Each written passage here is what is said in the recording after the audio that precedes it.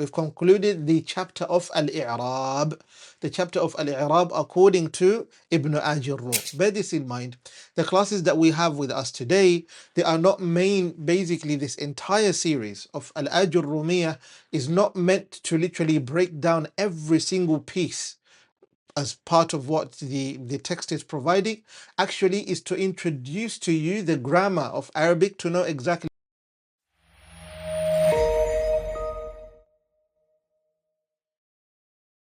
بسم الله الرحمن الرحيم الحمد لله رب العالمين وصلى الله وسلم وبارك على خاتم الأنبياء والمرسلين وعلى آله وصحبه والتابعين ومن تبعهم بإحسان إلى يوم الدين أما بعد السلام عليكم ورحمة الله وبركاته. Once again inshallah ta'ala, the last class what we covered is we looked at al-khafdu wa alamatuhu. We looked at the khafd sign and the khafd and its signs, and we said that when it comes to al-khafdu, we have three mainly, which is al-kasra, wal-ya'u, wal-fatḥah. And then there is something that we just touched upon, but we didn't really explain it, which is the words that end with a fatḥah at the end, although being in a state of khafd, while the khafd's original sign is the kasrah. The khafd's original sign is the kasrah, and we say khafd and jarr, they are the same thing. أليس كذلك? الخفض والجر, they mean the same thing. Don't forget that inshallah ta'ala. And when a word in a state of jarr is in a state of jarr, as we know, the first sign of the jarr, which is the alamah al-asliyah, the original sign of it, is the kasrah. The default sign is the kasrah. And the rest, they are far'iyya. Literally, they come secondary after the kasrah itself. But they are signs. You have to use them. Bear that in mind. And when it comes to the jazm, which is the next chapter that we are, the next topic of the alamatul i'rab that we are looking at today, bi'idhnillahi al-kareem. First, we'll read what the matn provides us from the Musannif rahimahullah ta'ala, nafa'ana Allahu bihi wa bi'ulumihi fi ad-darain ameen. And then we're going to start to do the breakdown, bi'idhnillahi al-kareem. قال المصنف رحمه الله تعالى: وللجزم علامتان السكون والحذف. فأما السكون فيكون علامة للجزم في الفعل المضارع الصحيح الآخر، وأما الحذف فيكون علامة للجزم في الفعل المضارع المعتل الآخر وفي الأفعال الخمسة التي رفعها بثبات النون. نعم. Now the Musannif rahimahullah ta'ala provides us that in the case of the jazm, as you can see over here, is in the case of the jazm, what do we have? We have that lil jazmi alamatan. The jazm, it has two signs mainly, and they are as-sukunu wal-hadfu. As-sukunu wal-hadfu. As-sukunu and al-hadfu. Something that I need to bring to your attention is this, is the following. Look at this.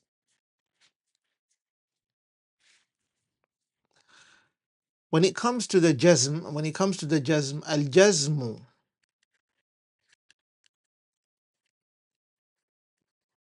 khasun lil-af'ali. Okay? It's specific for the af'al. The jazm is specific for the af'al, meaning the jazm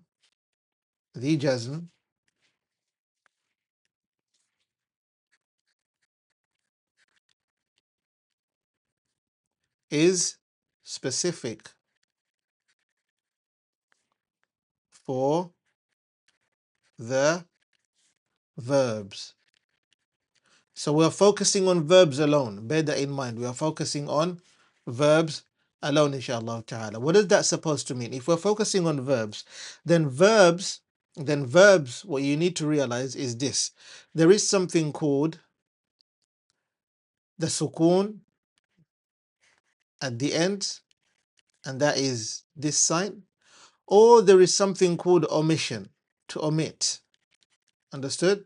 And that is al-hadfu. Now it depends on the type of verb. Remember when we talked about words, we said that we have two types of words mainly. We have two types of words, although there are several types. When it comes to the nouns, when it comes to the verbs, they're all the same. When it comes to Arabic words, except for the pronouns, for not pronouns, sorry, for the prepositions, for the nouns and the verbs, there's something about them. They are those which are fine. They don't have an issue at the end of them. Basically, the ending are okay. That's sahih. They're in a good, they're in the positive state. They don't really have any problems. Lakin there are those which end with problematic letters. If you remember what we mentioned, for example, if you look at the whiteboard here, if we have the word ذهب, ذهب, ذهب in the past tense, this is the past, and then the present of it is يذهب, يذهب, يذهب. أليس كذلك? This is the present. لكن there are those words, which in the past tense, for example, you have the word نوى. Okay, نوى. نوى is even a hard word. نوى is actually even a hard word. Look at this. دعا, basically he invoked, doing dua basically, or summoned. Okay. دعا in the past. You have in the present it's يدعو. يدعو, present. Now we said problematic letters are 3.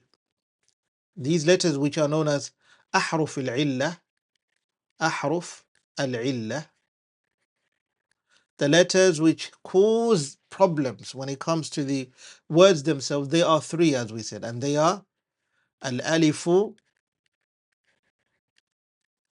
والواو and الياء. Don't forget that. الألف والواو and ya. And mainly you find them at the end. We're talking specifically at the end of words. Now this is what happens. When a word does not end with any one of these, it's okay. You don't have an issue. The signs are clear. So for example, when it comes to the issue of السكون, السكون and حذف النون, this is what you have. Look, السكون, the sukun, علامة للجزم is the sign of the jazm في الفعل المضارع in the present tense الصحيح الآخر, which is okay at the end. Basically الصحيح الآخر, it doesn't have any defect, it doesn't have any problematic letter at the end, it's okay. لكن when it comes to الحذف, when it comes to the omission itself, we said the first one is السكون, isn't it, which is this. We said as-sukun is this sign, having a sukun at the end.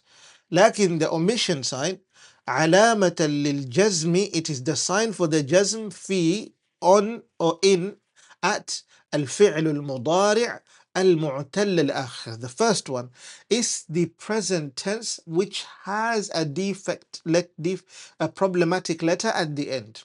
Basically, it has a illa at the end. The first one, it doesn't have any sort of illa, which causes it to have a problem, and the problem has to be omitted. In this case, because of that defect letter, what do? You have to omit it. You have to remove the letter. And the next one is al-af'al al-khamsa, the 5 particular verbs. Now let's come to break this down. Of what you might have been aware of, majority of the times of what you hear is the al-af'al al-khamsa. أليس كذلك? Al-af'al, bear my handwriting by the way. Al-af'al al-khamsa.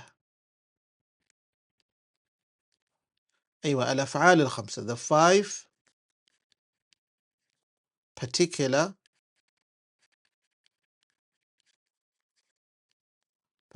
verbs. These in specific. That's what you need to bear in mind. Now,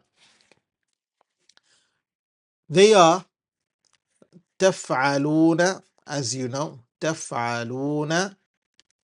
Another one is يفعلون. And then you have the do, and that is taf'alani,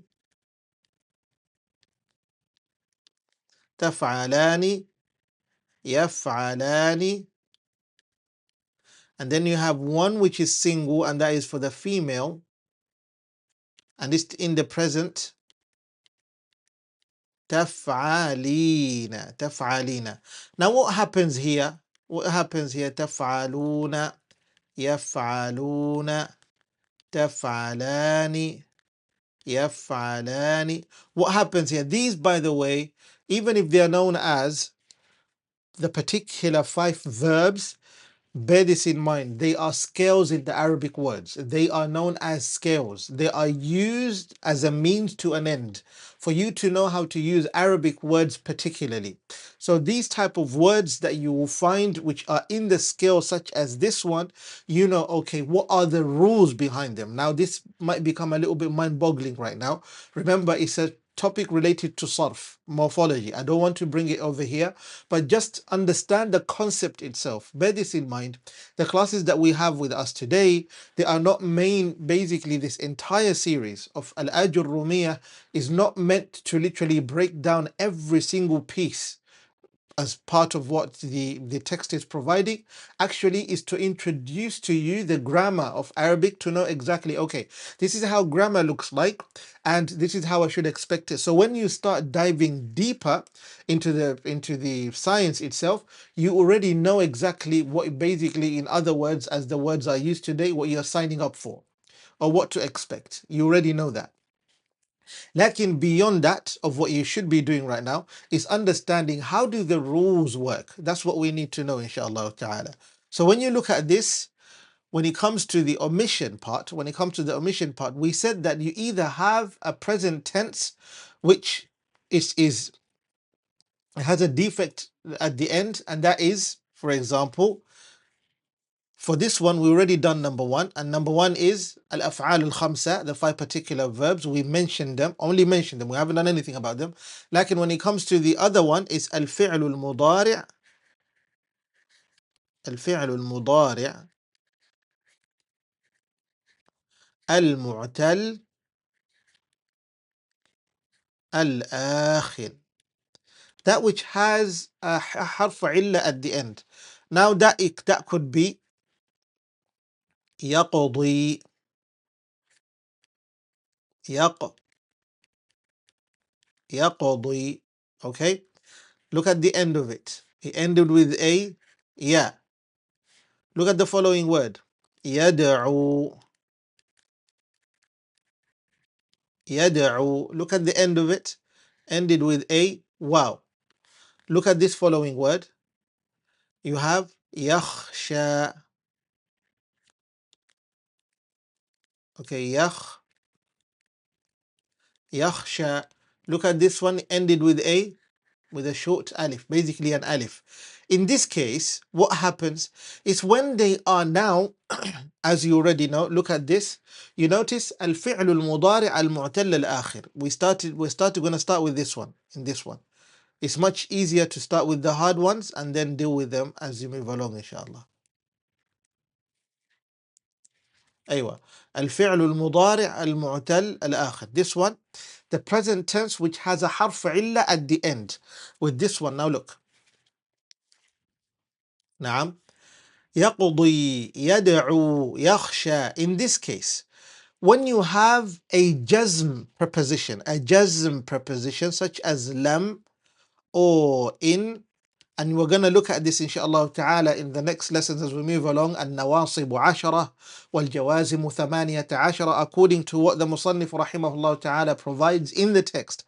But there might not be limited to that, because the further you go, the more you will learn. The further you go in other texts, the more you learn, such as قطر الندى, such as Alfiyat ibn Malik, and all of those. When you go further and literally and become better and better, you come from the beginner level to the intermediate level. You develop yourself, and you go to the professional level, you notice that what happens is that with the more you study, the more the breakdowns, the more expansion that you find بإذن الله الكريم. لكن in this case that you have, the Musannif rahimahullah ta'ala, he limited himself for only the mubtadi'een. For the beginner students, this is what they require. This is what they require. Now, the further we go, we're going to mention all of these jawazim prepositions for the jazm, prepositions for the nasb, and all of those. We're going to start breaking them down. But for now, I'm just going to mention two for you so that they can be much clearer.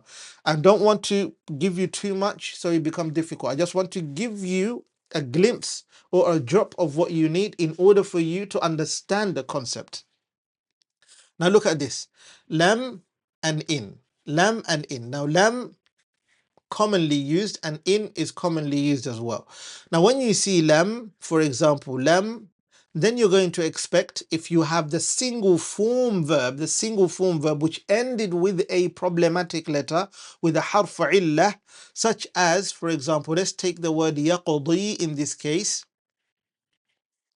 The word yaqdi, what happens to it? What happens to it is yaq, look, yaqdi. This is what happens. You remove the ya and you only have yaqdi, yaqdi. Okay? Yaqdi. Lam yaqdi. Lam yaqdi.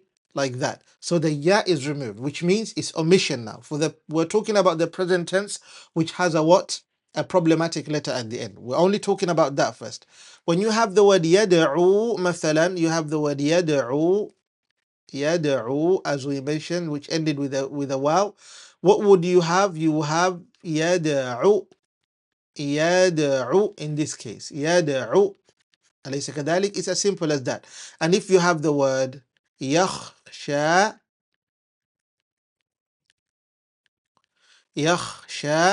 what would you have? Yakhsha. We would have omitted the alif at the end. That's how it works. And I'll tell you what, when it comes to the af'alul khamsa, when it comes to the 5 particular nouns, when it comes to the 5 particular verbs, 5 particular verbs, 1, 2, 3, 4, 5, we omit as well. But is it similar to that of what we looked at? Is it similar to the present tense, which ends with a harf illah, which ends with a problematic letter? Or is it a bit different? It's slightly different. How is it slightly different? This is how it is. This one, when it comes to this one, you're particularly omitting the problematic letters. Lakin when it comes to al-af'al al-khamsa, to al-af'al al-khamsa,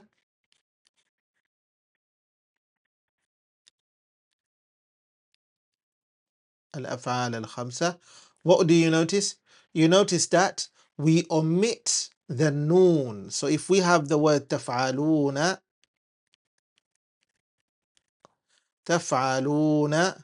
like this, what are you doing? It's going to be taf'alu. Okay, taf'alu.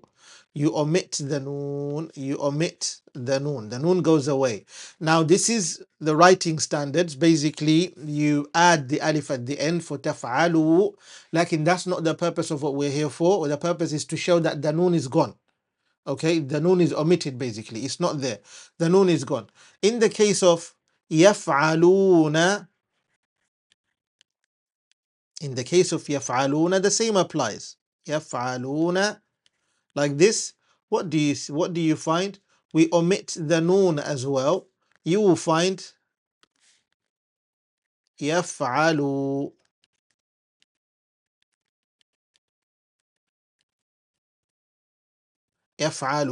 Okay, and then when you have taf'alani,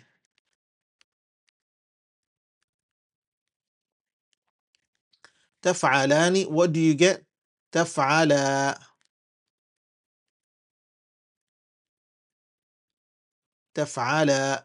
and the noon is omitted as well, isn't it? And then you have يفعلان,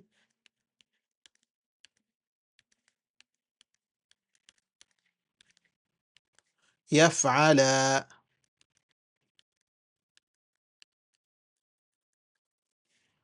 أيوة. يفعلان. And then another one is the last one, تفعلين. تفعلين. Like this. What you find is تفعلي. تفعلي. So what happens? You omit the noon. In this case, you notice that وعلامة جزمه حذف النون. وعلامة جزمه حذف النون. Now what's the sign of it being in a state of jazm? What is the sign of it being in a state of jazm? The omission, the omission of the noon. The noon. It's as simple as that. You omit the noon and then it becomes in a state of jazm. You omit the noon and then it stays in a state of jazm. When it comes to this one, علامة جزمه حذف حرف العلة. This one, which we said the فعل المضارع المعتل الآخر, the فعل المضارع المعتل الآخر, the present tense, which has a حرف علة at the end, the علامة for it, the sign of it to show that it's in a state of jazm, is to omit the حرف علة, the problematic letter. Now, just to bring to your attention, by the way, just to bring to your attention, I don't advise anyone to study grammar before they know at least some words of Arabic. Basically, you've studied some Arabic vocabulary, you've gone through some lexicons, and then you'd see, okay, how much have you learnt? You have a handful of vocabulary, and those vocabulary, they are nouns, they are verbs, they are prepositions, and also you have, for example, pronouns, demonstrative nouns, you have present tense verb, past tense verbs, and several types of verbs, verbs which do not have problematic letters at the end, which do not end in that state, and those which end with a problematic letter. You can literally use those verbs as you move along. Once you know those type of words, you have those, then it's much easier for you to connect the dots on what you are learning. Otherwise, it becomes difficult as you learn because you wouldn't be able to grasp the concepts. What we are doing right now, just introducing to you how grammar helps you on your journey of learning Arabic. This is one aspect of Arabic, not the entire Arabic, the Arabic language. No, it's only one aspect, because it's impossible for you to learn Arabic to say that I've studied grammar and you already know Arabic. It's like a person is trying to literally cook food, and then they literally say it's enough if I have salt, or maybe I have ingredients but you don't have the main food. Ingredients without the main food literally doesn't work.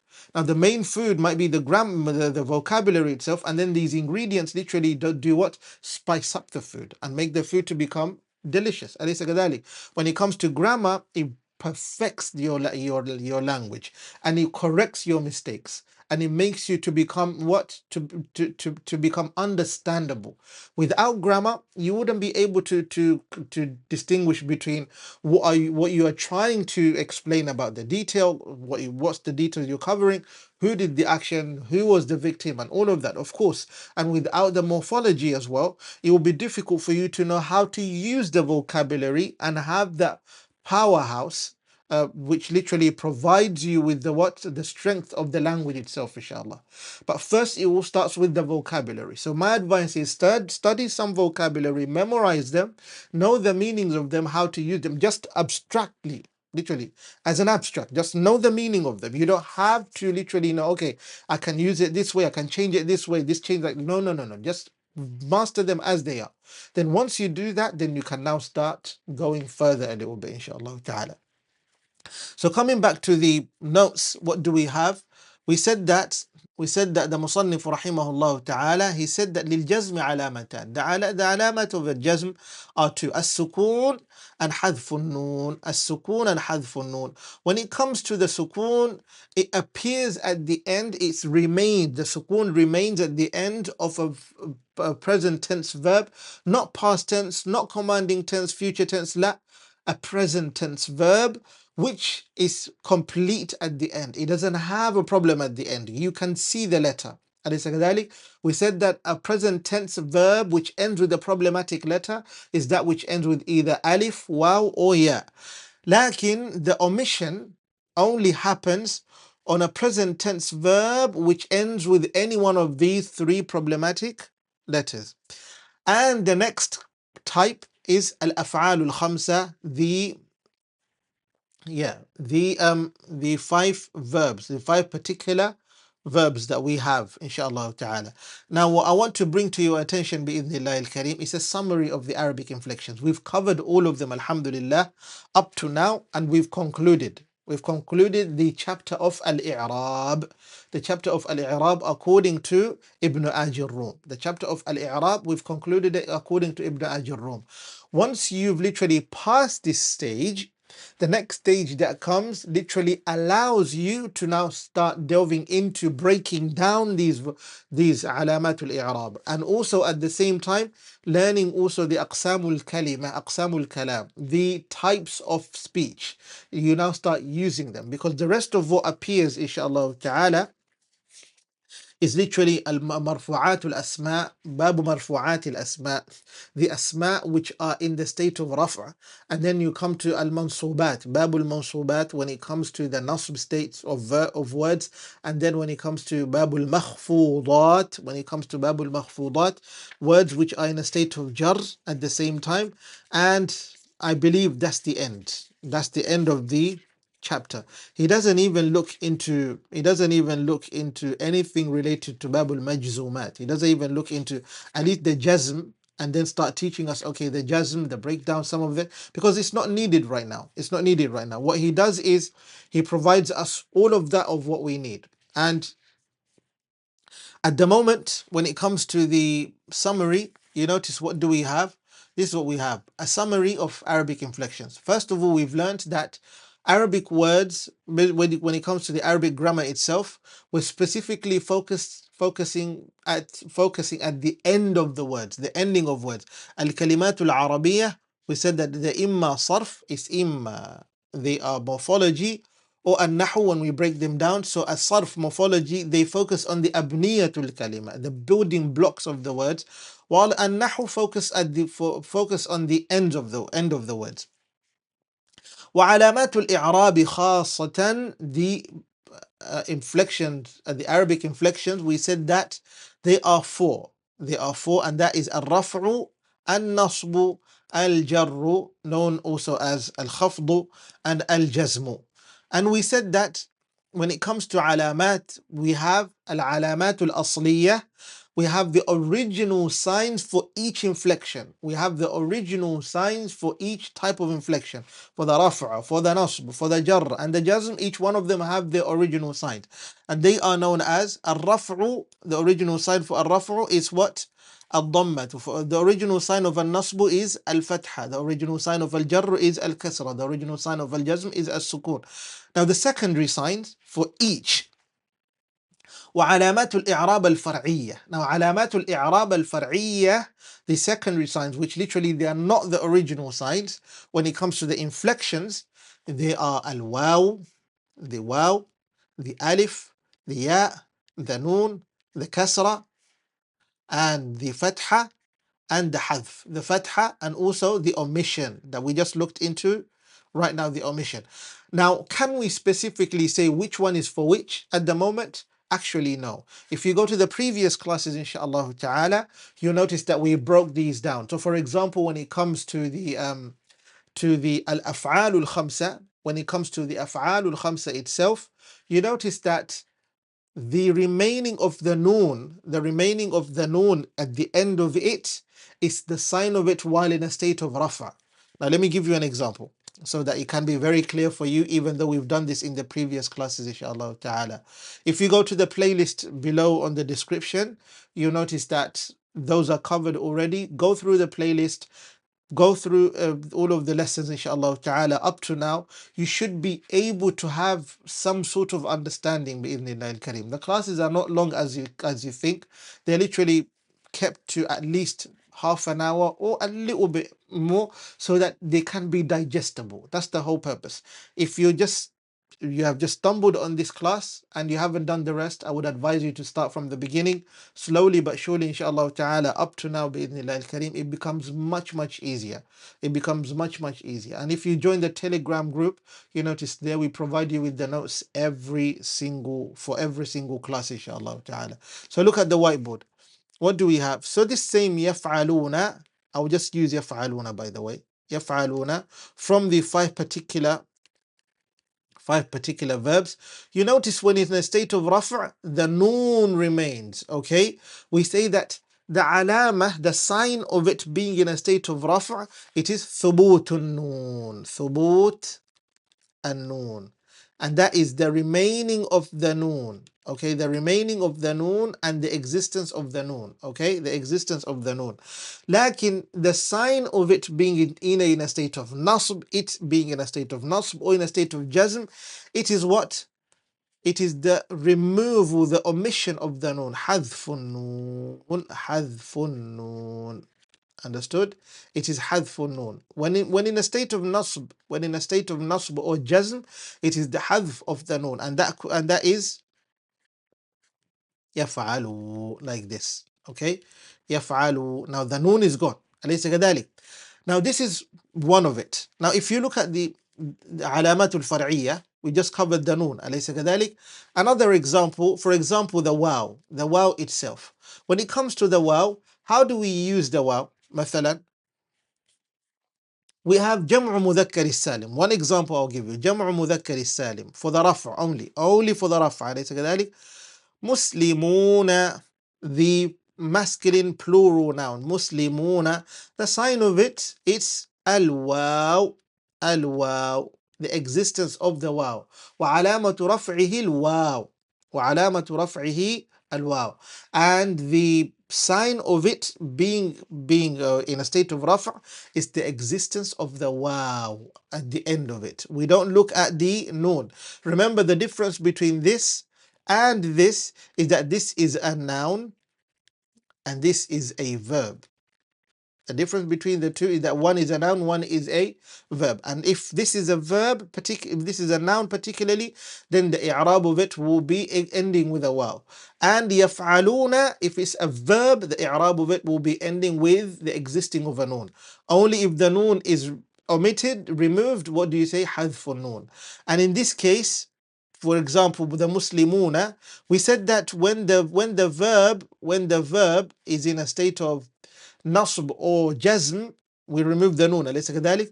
لكن مسلمون, when in a state of nasb or jarr, in a state of nasb or jarr, what do we have? We have muslimina, al-ya at the end, and that is muslimina, muslimina. Okay, muslimina, and that is this, by the way, this ya and this waw, like that. And these are just two examples. So if you look carefully on the summary we provide you with over here, is that these are the alamat al-far'iyyah.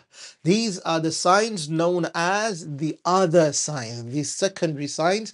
Although they are used, you must use them. They are there, but they are not the original signs. They are the signs which come after the original signs. Understood? It's much easier like that. For you to know what's the main sign of al-raf' and the nasb and the jar and the jazm, you have to look. Okay, they are known as the harakat, the diacritics themselves, the vowels, al-dhammatu wal-fathatu wal-kasratu wal-sukoon. Understood? But the rest, they are known as Al-Ājrūmiyyah al-Far'iyyah. The best of books which I love, and they've done a lovely job when it comes to Al-Ājrūmiyyah al-Far'iyyah. Even Sheikh Khalid Al-Azhari Al-Allamah rahimahullah ta'ala, in his Al-Ājrūmiyyah, you notice that he provides this summary amazingly. He distinguishes between the alamatul asliyah and alamatul far'iyah.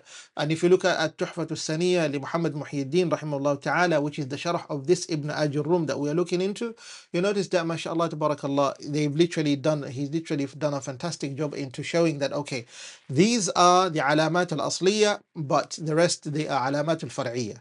Okay, but you need to read through the lines, and then you'll see it bi'idhnillah al-kareem. Inshallah ta'ala, this will be the end of this class.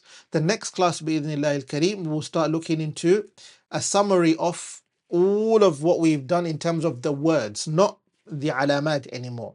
The single form nouns, جمع مذكر السالم, جمع مؤنث السالم, جمع التكسير, when it comes to الأفعال الخمسة, الأسماء الخمسة, in other words, الأسماء الستة.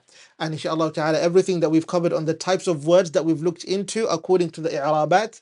And once we've done that, inshallah ta'ala, immediately in that same class, if we could, we're looking at the signs, the nawasib, those prepositions which cause a word to be in a state of nasb, and also prepositions which cause the verbs to be in a state of jazm. We're going to look into those, because remember, we looked at the prepositions which cause the noun to end in a state of kasrah, the preposition for jarr. We looked at those to be in a state of jarr. We've done that already. Now let's look at the nasb, the nawasib, and look at the jawazim. And once we've covered that, bi'idhnillah al-kareem, we'll enter into the next phase of the text itself, inshallah ta'ala. Remember, what we've covered is phase 1. And then we have part 2 of the text. It's one text, but it's 2 parts. The first part is like it's introducing you, it's preparing you so that you can be prepared for the second part. And the second part is literally an illustration, elaboration of the first part itself. So if you don't understand the first part of the text up to now, which is we've covered the entire first part, then it's basically impossible for you to understand the second part of the text, because everything is covered already. If you don't understand the first part, there's no point of going through the second part, inshallah ta'ala, which is my advice. Go through everything up to now so that you can understand the part that is coming next, inshallah ta'ala. May Allah be with you. Wa sallallahu wa sallam wa baraka ala nabiyyina Muhammad wa ala alihi wa sahbihi ajma'in.